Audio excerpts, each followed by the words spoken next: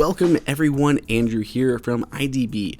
Libratone is generally known for their speakers, but they've started to get into headphones, and they have a new pair of wireless earbuds that are really pretty awesome.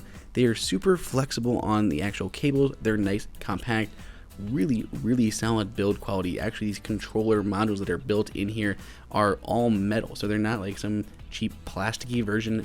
They got metal inlays here, super flexible cables, which helps prevent them from getting kind of feedback into your ears when they're rubbing on your collar or on your like zipper pull.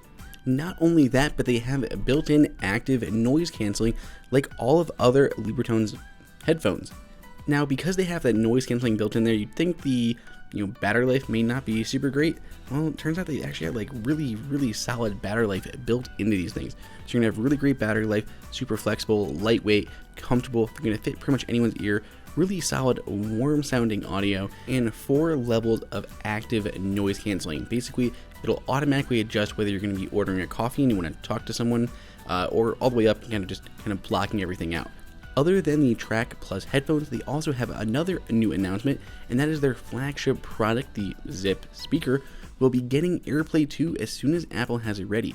They were kind of one of the launch partners, and they have confirmed they're working on it. It'll be here literally as soon as Apple kind of releases it. It has been delayed for quite some time now, and hopefully we're going to see it with the launch of the HomePod.